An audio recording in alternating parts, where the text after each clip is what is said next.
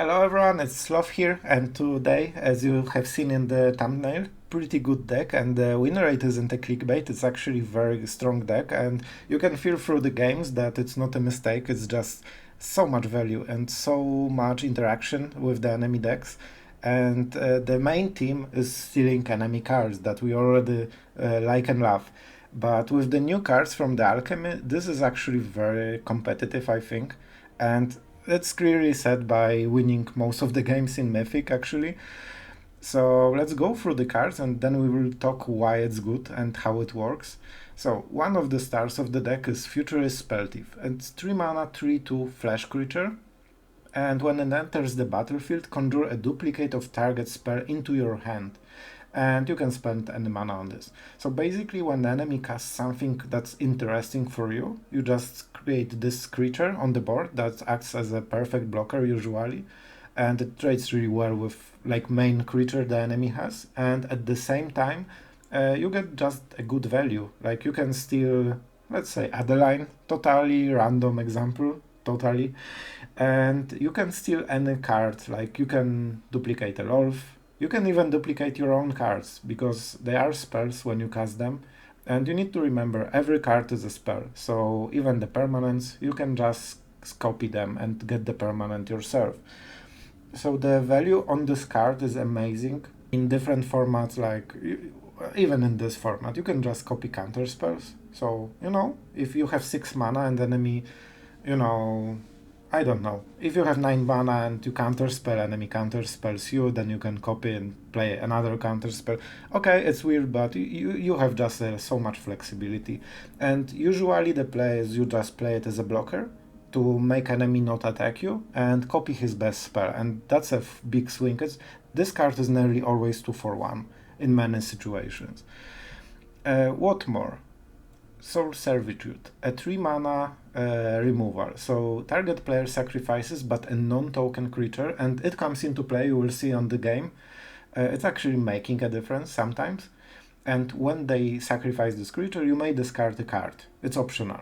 If you do, you conjure a duplicate of the sacrificed creature into your hand, and you can cast any mana to use this creature. So basically, if enemy discards something good, and you generally want to use this card when enemy has one good creature on the board, and then you definitely discard, and you can cycle bad cards this way. So not only you switch one of the cards to enemy creature that you like, but also you can get rid of the card that's worse for the matchup. So for example, you are late game and you draw Jwari. With this card, Jwari becomes a 5 mana big creature that kills the enemy or something like this. So this is a bit expensive, it's 3 mana, but the value that you can get and flexibility is quite okay, and I really like this card when I played with it. It's a bit more expensive, but we have slow formats, so we definitely have time to maximize the value. And the other thing is flexible, so you can decide how much value you want. Do you want to get rid of any 1-2 drop, whatever, because you are just going for the tempo and you have 7 cards, so you will win in the long game anyway. Or maybe you are in the long game and that's your top deck, and then you really want to, think about using it to maximal value. This is one of the strengths of this deck. You can decide how quick you are going and how slow you are going and how much value you bring. Anyway, to the other card, Better Offer. One of the biggest cards for this deck, and I think it's still good. It's weird, but it has a lot of power in the end. So put a random creature card with mana value X or less from target opponent's library, and this card casts for X and 1 blue additionally. And you put this creature into battlefield, and it perpetually gains base power and toughness XX. So it means that even if you steal a 1-drop, it will still be, for example, like 5/5 if you cast this for 6 mana. And also it gains Ward 1. Nice addition. You can time this card when the enemy has like 2 mana, and it means they cannot remove the creature at the end step, things like this with Vanishing Verse. But overall, it's pretty strong card. It means that you can spend all the mana and you know exactly what power and toughness you will get, and the added text on the creature is pretty much a bonus. A needed bonus, because casting 5/5 for 6 mana isn't the best, But the fact that you always get something and it's always like max value, it's pretty flexible. You can cast it for 2 for a small creature early game, and you can just cast it for 9 to make sure that enemy, I don't know, let's say Cobra is a killer Cobra with 5 attack and 5 toughness instead of being 2-1 as usually. So this card, not sure if you want to play 4 of them. I've tried 4 of them and I like this, but sometimes you don't have time to play all of them. So maybe 3 is enough, it's hard to say, but I think this is a good card. And also, like, man, it's fun. It's fun stealing enemy creature, and you are sure that this will be a big creature because you pay huge X. It's just fun. And Crown Crafter is previous Alchemy card, so you should know it. For 2 mana, we get a creature from the enemy deck. And it's I thought about, the issue with this card is that the body doesn't really matter too much. So you play 2 mana for 1/2 in the end. You get a card, but early game it's just not too bad, too great, and in the end you just trade it for nothing usually. So this is why I went for Dockside Chef, sorry, too many Thief of Sanity. So basically, this guy can convert any creature you will get during whole game into cards. So whenever you get a creature that doesn't match your strategy at all, for example, I don't know, Venture card or something like this, you can sacrifice a creature. And also it comes great with Crown Grafter, because when you get ATB effect, which is pretty much the main thing that you want, you can just later into the game just block with it, sacrifice it, and you don't lose any value. You actually convert it to additional card. So yeah, this is the way that deck makes to maximize the value from every creature, even if it doesn't fit your deck, which sometimes happen. And from the new card we also have 2 Undercity Plunder. I didn't really use this card too much, so it's basically 2 mana discard, and if enemy wants, he can discard additional card, and if he doesn't, you duplicate one of the random cards from the library of the enemy. So you always get 2 for 1, but I just didn't have good situation to cast it, so optional. It's up to you. I like the idea behind this card, it's always 2 for 1, but enemy needs 2 cards to, or at least 1 card to give you the full value. So, as usually with this card. Okay, other than this standard deck, we also have Saiba Syphoner, maybe the last new card. And this is a 4 mana flash. It costs 2 less if you don't have instant or sorcery cards in your hand, but you still can cast it for 4 mana, so that's not a huge issue.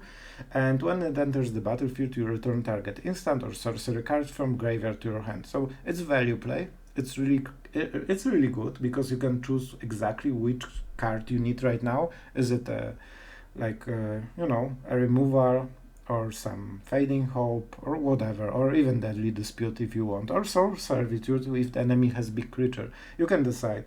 And the big thing about this card is when this dies, shuffle it into library. So basically, you will always have value as long as it isn't exiled.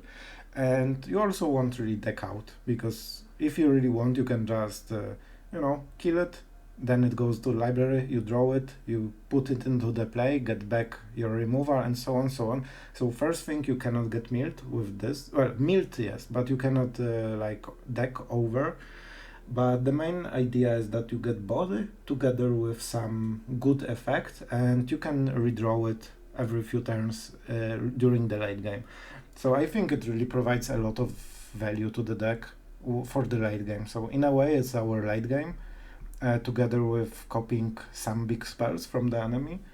I think it's a worthwhile addition. I've been using it and I really like the effect. Usually it maybe not always ends the game, but it's close. So I think it's a good addition and good card overall. And this mana reduction doesn't really come into play too much in this deck, but it depends. So that is the deck. Basically we want to steal enemy cards, kill enemy with his own deck, and when we draw something bad, we just either discard it or we just sacrifice it to the chef. So basically we can always convert everything into value. You also have Fading Hope. It's really good in this deck because first we can Fading Hope enemy creatures, But at the same time, Futurist, for example, is 3 mana creature that you can bounce. So basically this can copy any value card that you have in the deck. You can bounce the Clone Crafter, Spellthief, like whatever you want. And if enemy, you need to be careful because owner will be enemy for a lot of your cards. So those are the creatures you don't want to bounce. You want to sacrifice them if you can. And I think Fading Hope is really good in this deck. It just helps with so much, and sometimes the tempo you get is insane. You can also use Fading Hope together with the Siphoner, because this is an ATB effect, so you can trade Fading Hope for any other card in your deck. So the synergies in this deck are here, and it's pretty powerful. I really enjoyed playing it, and the results are better than I would expect. So it's one of those decks that both fun and powerful. So if you like stealing, and we all do, if you play Dimir, you probably like this, just give it a go, and I'm pretty sure you will like it. The only difference maybe that I would do is maybe go for 3 Kaito, because it performed really well in the deck, and we have so many creatures that it's easy to pretty much get value out of +1, draw a card. So I think probably 3 Kaito is the way to go, but you know, both work. So thank you all for watching. Sorry for the long intro, but we have a lot of new cards, so I hope you didn't sleep during it and didn't skip it too much. So thank you really for watching, and enjoy the games. They were pretty cool. I really enjoyed them. Okay, so we are pretty lucky with going first. Our hand is pretty hard if we don't draw the next land, but we definitely need to use Disruption. And Fading Hope shouldn't be something we have to use so early. Okay, I am pretty satisfied with this. With Siphon Insight and draw, we should hit the third land, even if it's white. It's fine. White is okay. I like those sleeves. Okay, so we don't cast it in response, then they can exile it. So yeah, we still do it, I think. We should have way more value. Archon. Still, we get the land. And we drew a land anyway. So we prefer ours first. So we could go for Kaito, but probably this is very good as well. Like, man. We can do both. We really could do both. You know what? I will remove the creature, because this puts us behind on tempo and we don't have sweeper, so we need to go toe by toe with the enemy. Sure. Actually, yeah, let's do it like this. So, we might have the same card. For now, I think Deadly Dispute isn't needed. It's pretty dynamic matchup. And now the land is pretty useful. It's actually a good combination with Siphon Insight and stealing enemy creatures. You can get the mana they use to activate abilities, so that's pretty dope, honestly. And I think this is the right call. We still get mana for Fading Hope. Isn't this like macabre that we use the pretty much copied version to exile the original? It's like, you know, the thing stuff right now. Sure. Do you pay? If he pays, I'm pretty happy with it. I actually don't want him to attack, to be honest. We could kill Talia if we want. You know what? Oh no, but we would have to exile our main card. Enemy is tapped out, so probably let's do it like this. Land. Not the best one. But it is still a land. And next turn we will have 3 mana for Kaito, 1 mana for Fading Hope, so we should be okay. I'll actually go full aggression mode, because we will have... Okay, up to 1. We have so many cards in the graveyard. Look at you. We don't want. Enemy, it doesn't matter if he trades, I would prefer him, but he won't. This phases out, but we can start drawing cards already this turn, which is pretty huge. I know something you don't know. Well, Jwari might be useful at some point, but probably we want this. They both come tapped until end of the game, and the fact that we keep drawing from this turn, and also Kaito is invulnerable, is pretty great.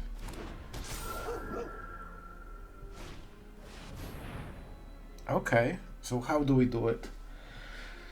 Fading Hope, I guess. So if he steals it, I think he gets it because he's the owner.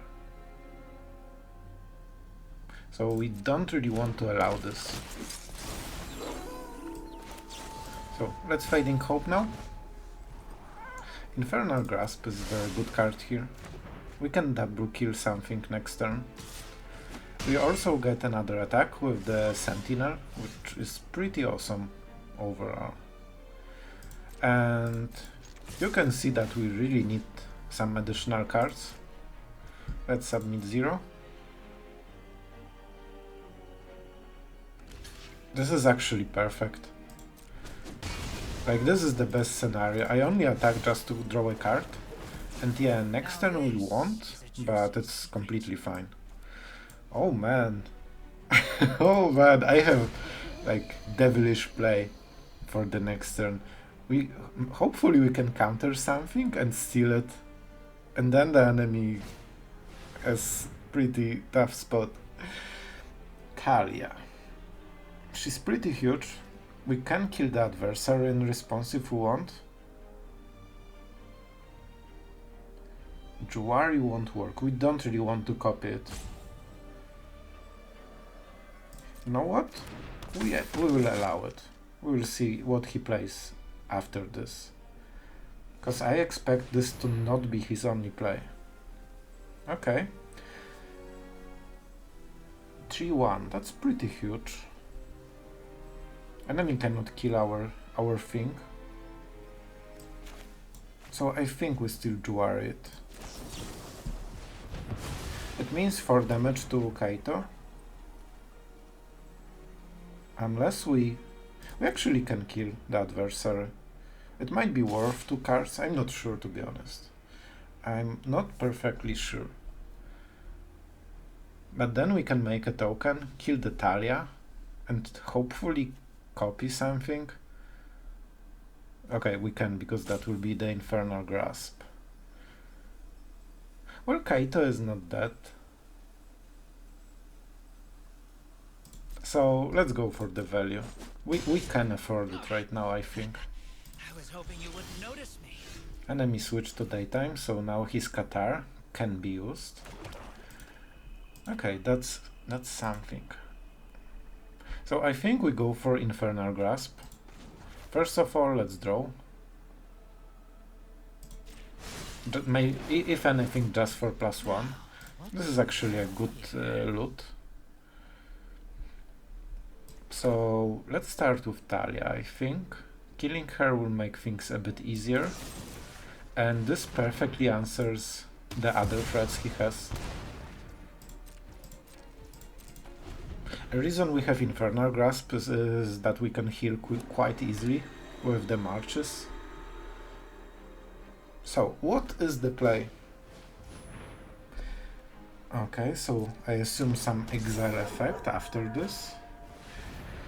Talia. So many Talias. I actually think we just copy it.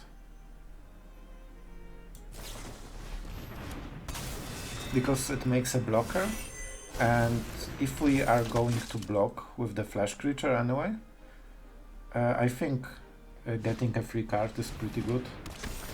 That's not the best play, so he basically gets 1 attack, so he kills Kaito, but at the same time he loses quite a lot of value. I think it's discarded at the end of the turn, so he's going like fully all in right now.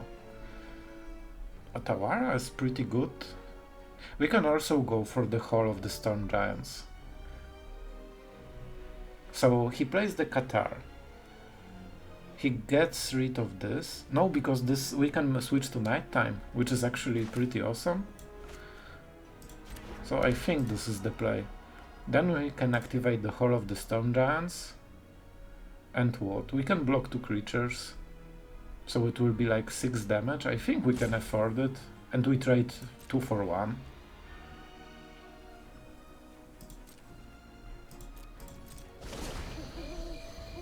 Nighttime makes the enemy unable to use Qatar as a removal. He might miss it actually. We will see. He can also activate Faceless Heaven to go for full damage, which probably is smarter by him. But still, we will get good trades if that's what he do. Or what he does. Okay, so let's activate. And how do we want to trade? Probably this goes here, and then I think this goes here. Those are the most... we could also get rid of Talia. And to attack with this he needs mana, so maybe that's better. We can cast our own Talia and then enemy cannot have any first striker. It's 10 damage, that's a lot.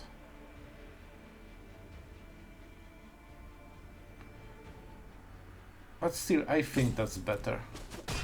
If he plays, like if he activates the Faceless Heaven, then he's not able to cast other stuff usually. Yep. Nighttime. So we definitely want to cast stuff. And we can also go for different types of block. So we can switch to daytime. Hall will prevent this guy later, so we need to survive now. Talia doesn't kill this like too well. And if we double cast, then we go into the nighttime. The daytime, sorry. So what? Let's cast this during our turn. And we can heal by 4 HP. And that's quite a lot. That's quite a lot. So we will see. Also, you can see that we have Siphon Insight as a value play for the full game, but with Talias and such a quick tempo, it's very hard to find a room to play a 4 mana draw card. But we still have some more value if game goes longer. Okay, that's fine. So I think we killed this. Then we block the Avenger.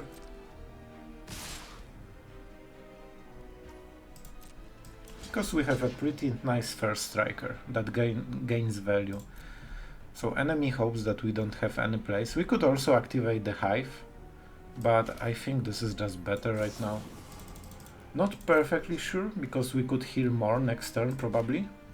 And this has wards, so that's why I don't target it. Enemy has nothing, so we see that we get pretty much the same HP, and enemy just lost 2 creatures for free.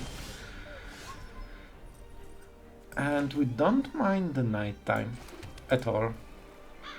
So I think we go with the Hall of the Storm Giants. This way he cannot really attack. He cannot switch to data. Wow, that's how you top deck. It still doesn't save him, but that was pretty insane top deck, to be honest. So we will be at 2, and then he needs to lose 1 creature. So it puts us into a good situation anyway. We can also go for the Hive and kill the dog, and then we can still cast Siphon Insight, I think. Because Talia removed, it's good for the enemy, but still it makes our spells cheaper then. And now we get the value. Oh, that's pretty cool. That's a good card. Not sure exactly what we will do, and you can see that our draws really suck. I think we drew land for like 2 or 3 turns. I think with double manlands we still play it. We could use it on the Brute.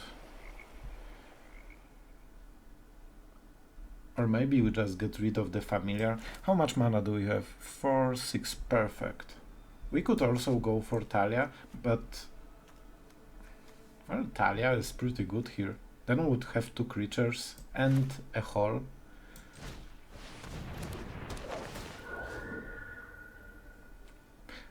Yeah, we can always get rid of like champ block Talia. I think it's more safe way, because this way we have 2 creatures that can block and also the hole, so enemy needs quite a lot of cards to answer everything, and in the worst case we just sacrifice Talia to block something that we cannot handle, and then we get value from the hole of the giants blocking something and killing it. That seems like an awful idea. What? Enemy, I think he forgot. Like, what? This is Mythic, guys. This is how you Mythic. Okay, and finally, our play of the game. Yeah, that was an oopsie. That was definitely an oopsie. And with Dockside Chef, we should be extremely well equipped. Probably we could start attacking. But at the same time, I don't think we are in any hurry, because we have such a good manlands. Yep. So at the end step I would probably sacrifice both of them, most likely. And yeah, that was the game. Pretty close, but we just overvalued them super hard. Okay, I'm so excited to play this deck. So let's start with an island. Our draw is pretty good, and Undercity Plunder is amazing here, especially on the play. It negates the whole advantage that he had by going draw first. So we are going for a black mana, and we have a choice. We can go either this or this. Actually, it trades very well with the mechanic, so let's start like this. Let's start our stealing shenanigans. And I think next turn we can even hold the Spellthief. He is bound to cast something, and it might be a vehicle. So for this reason we will have a pilot already. So pretty cool. But I'm really tempted to also discard his hands. Maybe we should wait. Like when he has 2 cards, he doesn't really want to sacrifice both, and usually we will get something from his deck. So maybe we don't need to rush it, I guess. Okay, that's a small issue. Enemy wants to trade because then he gets better next turn, which is pretty fine by me. Let's play like this. We could go for Kaito. It's tempting, honestly, but this guy will be super hard to kill later. We shouldn't think so long. Now enemy probably knows that we have some plays and we decided to not to do them. Okay. I would like a prodigy something as well. And just like this, it's ours. Enemy doesn't want to participate. Okay, going first with a lot of creature value. I really like the Clone Crafter together with the Chef, and I nearly made a big mistake. You want to start with this guy for sure. Later there might be not a good moment to play it, so let's attack. And the fact that he can get Clone Crafter after his ATB effect is used and convert it to card, that's pretty amazing. Wow, and we can just become an aggro. We actually have enough creatures to do it. You poor thing, you think we are a creature deck. So, what do we do? I think we definitely play the Aspirant. Because, you know, that's part of our deck now. Oh, and that's a... Forgot the Alchemy, so it's the worst version. So we definitely want to sacrifice this guy. So we make counters here. Now enemy cannot really attack, and actually Aspirant is amazing here, because every single turn our creatures will grow, and it prevents enemy from attacking really. It doesn't have great attacks at all. We could draw a card, hoping for a land, But probably that's what we want to do. Like, getting mana screwed is not great here, of course. So what do we do? Do we go for big creature? So he has Brutal Catar. He probably wants to target the Aspirant, so let's buff the other Cron Crafter. At some craft we will convert him to creatures, but it seems extremely far from now if we keep playing on 2 runs. And this is one of the other good things about the deck. You can actually play the game on 2 runs. With marches we could even kill Adeline if we really want. Oh man, I hate this creature so much. Like, the Inquisitor is just so crazy value, it's insane. Okay, this hurts the March. Not sure what he will choose, to be honest. I think the least threatening is Futurist Spellthief, because it's slow and we have no guarantee when we draw the third land. So, what's it gonna be, Mr. Prodigy 97? Man, when you think that 97 means an adult, like 25 years, it's pretty crazy. It's actually pretty crazy. Anyway, back to non-boomer jokes. Enemy decided to keep his cards. Okay. I'm not sure if I agree with this decision. It seems pretty bad. So we trade Adeline for 1 creature? That's how you see mono-white player isn't great. So he pretty much trades his main creature for our small creature, and we actually have another one. We could go for the Spellbinder and try to hit Qatar.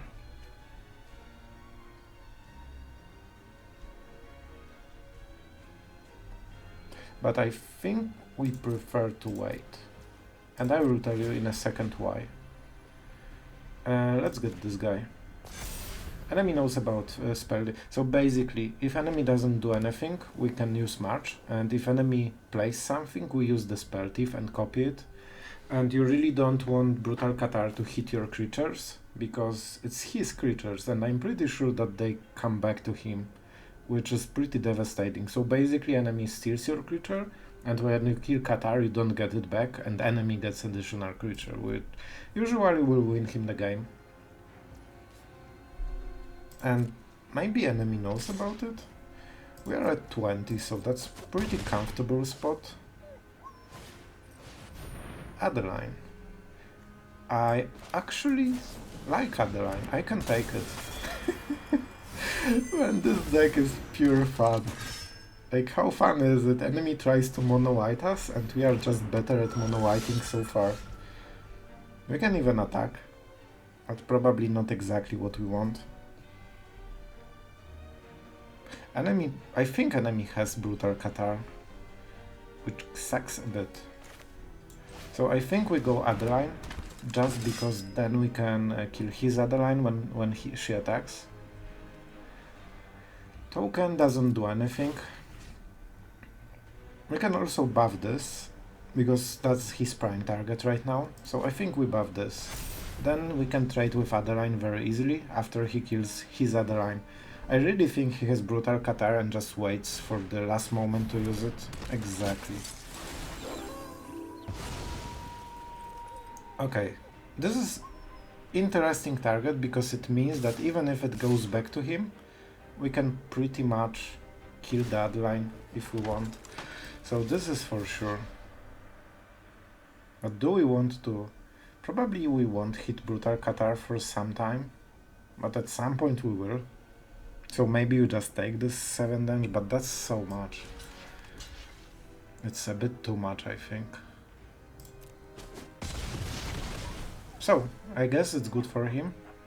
Nighttime isn't a problem for quite a long time, because we will keep playing stuff probably every single turn. Forever. So, Elite Spellbinder probably. Yeah, we have quite a good board. So right now we just want to make sure this guy gets wrecked by tax, because it makes him permanently weaker. And I really want every value, so I will keep those. We could attack, but let's be honest, we aren't the aggressor here at all. 3, 4 is enough, so probably the second one. Actually, the counter should go here. That was a mistake, because we want at some point to draw cards with this card. And they have the same stats, and this will be a target for him, but not the biggest one. So that was a small mistake. Hopefully it won't make a big difference. So we can block his 3 attack creature like Captain. We can counter the Elite Spellbinder, which is something he wants to use to kill us. Okay, and Skyclave Apparition is one of the targets. Okay, so he wants to attack with Inquisitor Captain? What?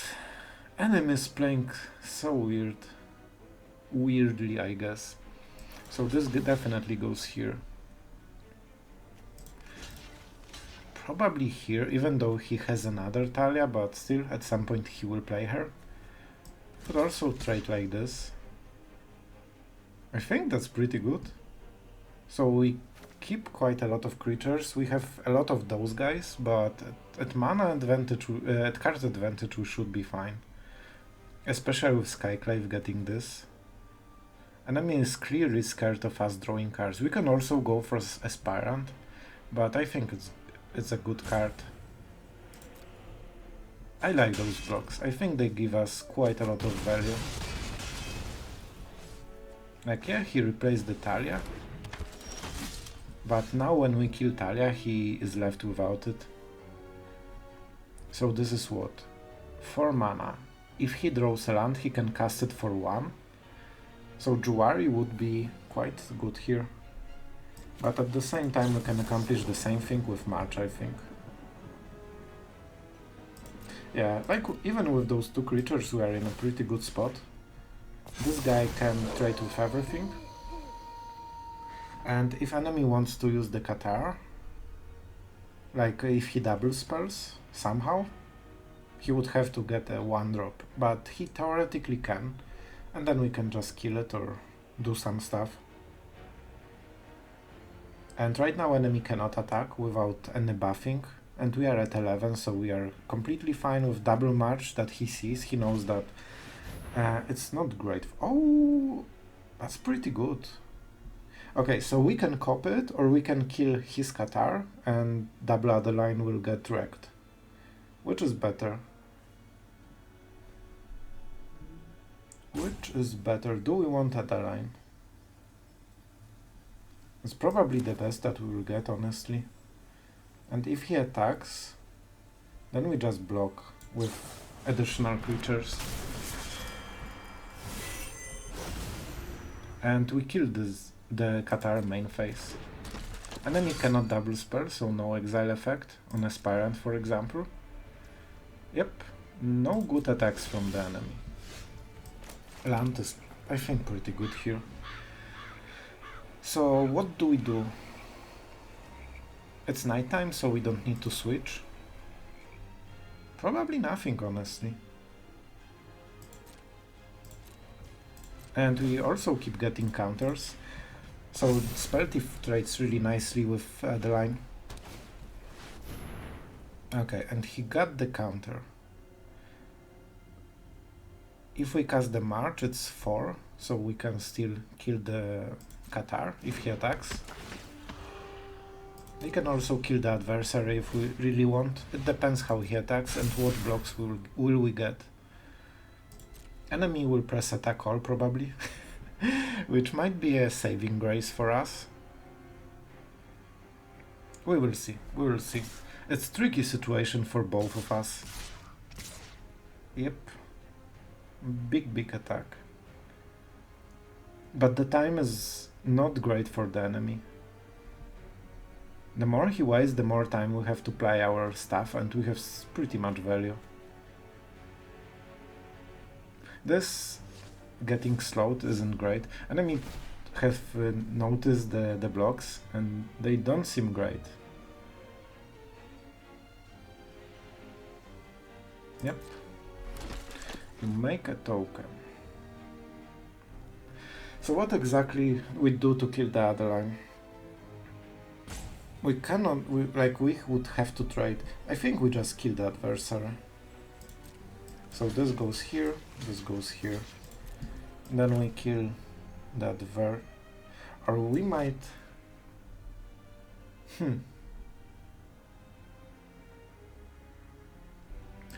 Okay. I've changed my plans, which... Oh man, I cannot really... That sucked from my side, I think. Because now he gets the second other line when we kill the Qatar, which sucks. Okay. At some point, so we can go for 4 with Talia. Like whatever, that's something we would have to do anyway, I guess. Not the best play by me, definitely.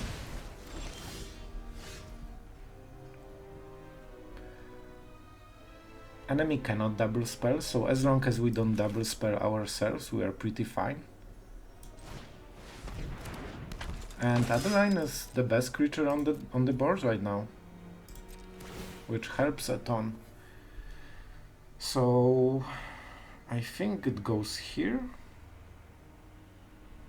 Yeah, like Adeline is something we want to keep up because she can attack and block at the same time. Great. That's pretty good for us. Do we go for Deadly Dispute? Probably no need to. We are in a very good spot right now. Okay, and we can just go for it. Okay, that's a very good draw. Nighttime, extremely fine for us. How they can block? They can go for 5 damage first strike. In that case, what do we do? Kill Talia? Not the best, not the best. I think we just wait and keep the counters going.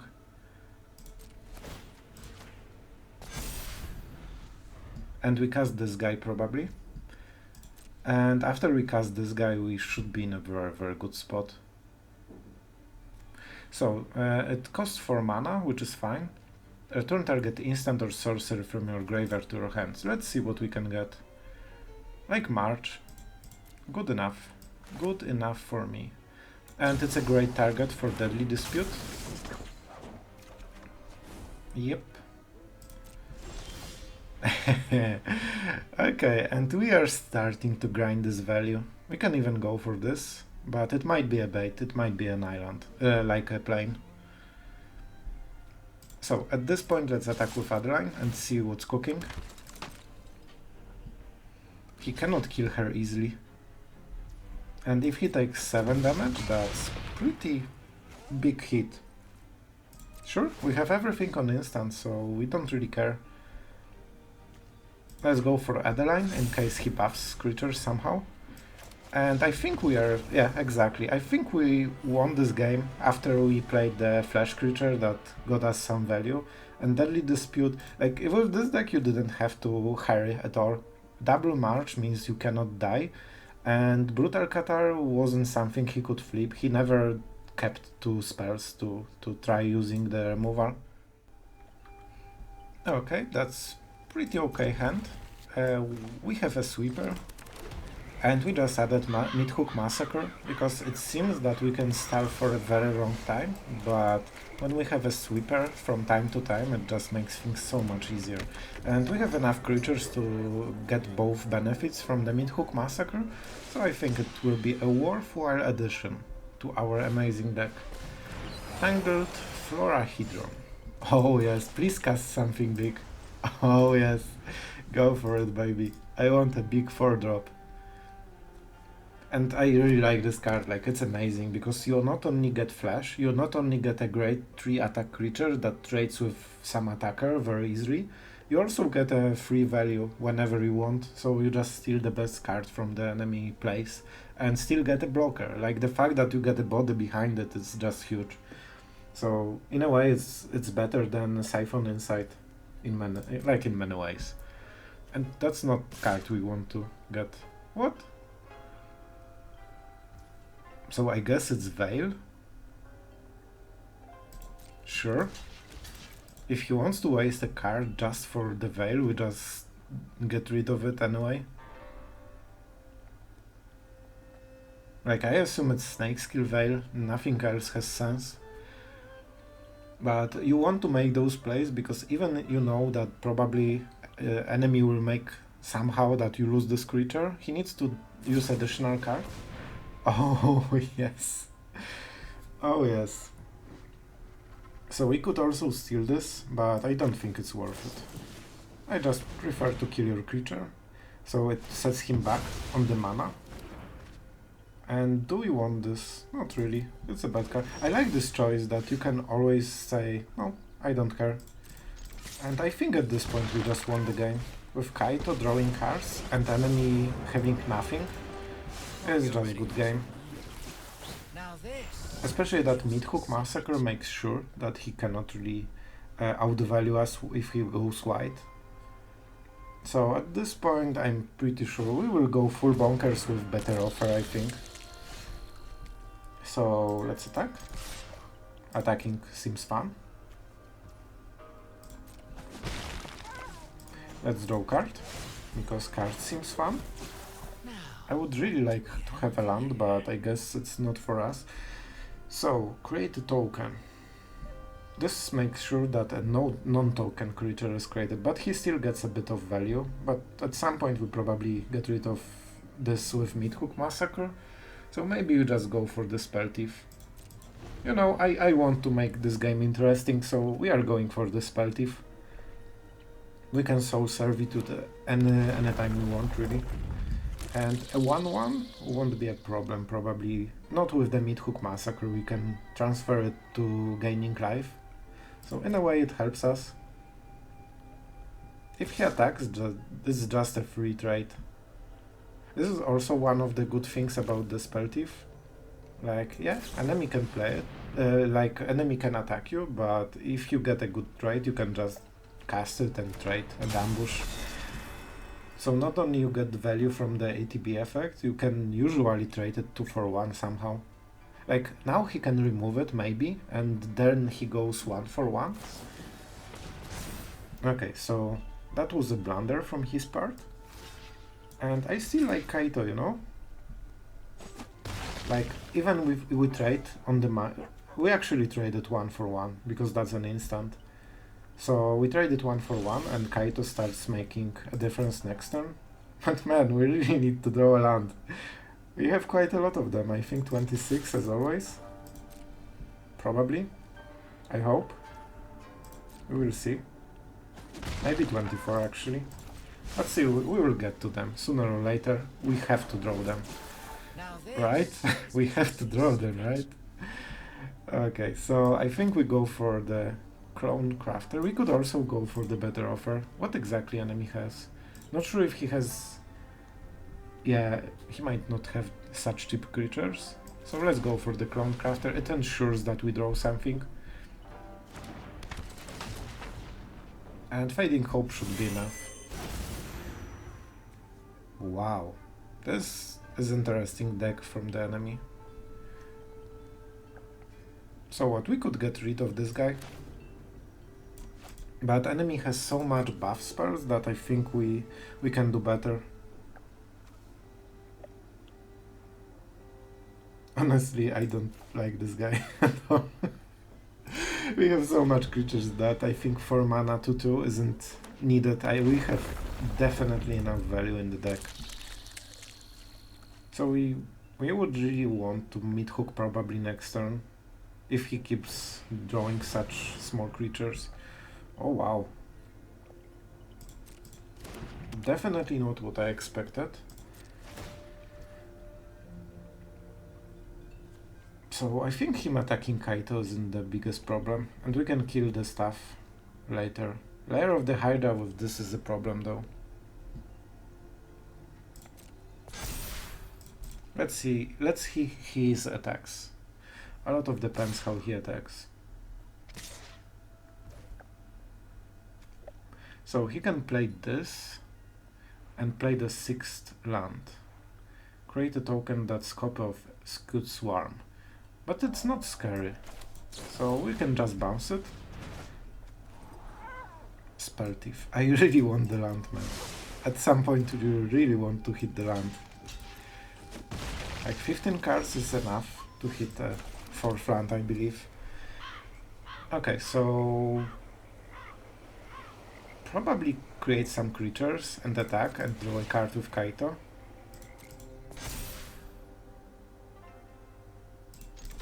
Yeah, like even if we lose this guy, it's fine. It's fine.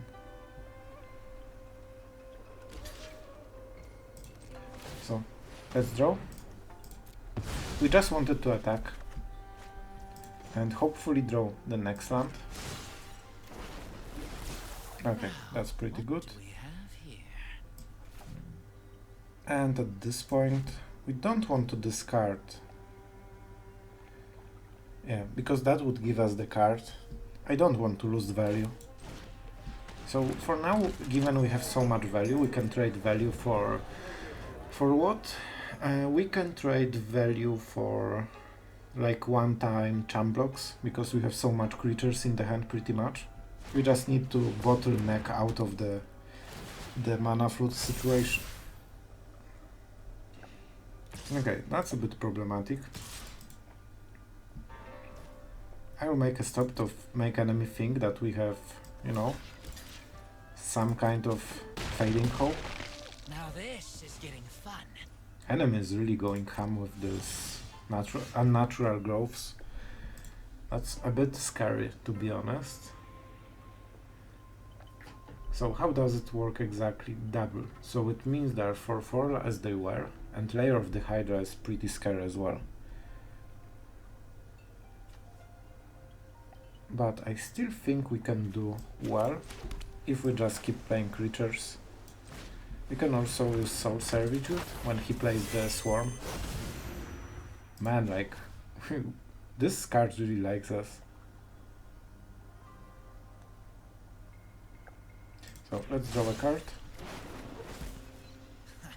There's no secret I can't. I guess we can discard this then. Well, maybe Hall. We want untapped lands every turn. And let's go for the better offer. That's why we are here, right? Oh, treasure. I like treasures. And we also have a 2/2. Not big difference, but you know, always a bit better. Like, this will be pretty hard to get rid of. Okay. So he decided not to play the Swarm before this. Pretty interesting. So I guess he's desperate to hit the 6th run to start activating the Swarm. But with Meathook Massacre we just wait for it. The more he has, the better life gain we will get. And with better offers and Soul Servitude, I think we should have enough value. So this guy, whenever this transforms, look top 6 cards of library, we may reveal a creature cards and put into the hand. Well, I guess it's fine. So do we trade double?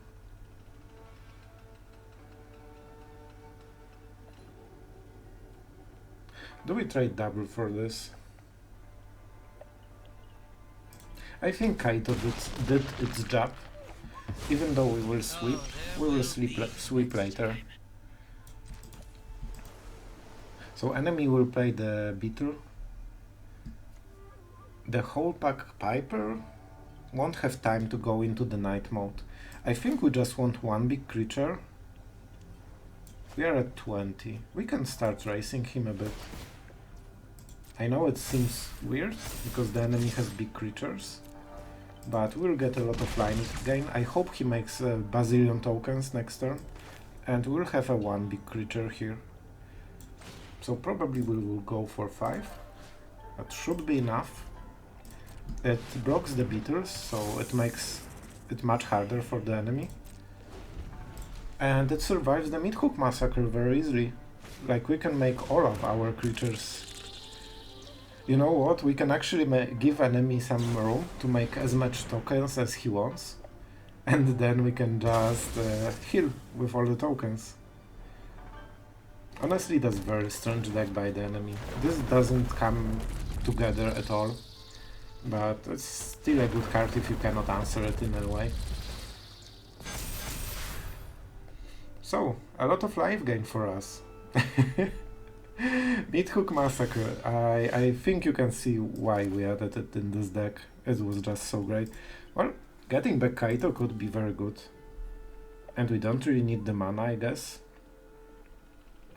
We definitely don't go into combat, because then we lose. So let's go for 1. Because his creatures are big only during his attack. Oh man, he works so hard to make it work. And that's the end result. Okay, enjoy your big creatures. We need to be careful about the next one though. That's why I want to attack him. So at some point we have the staff. And honestly, I think we go for this.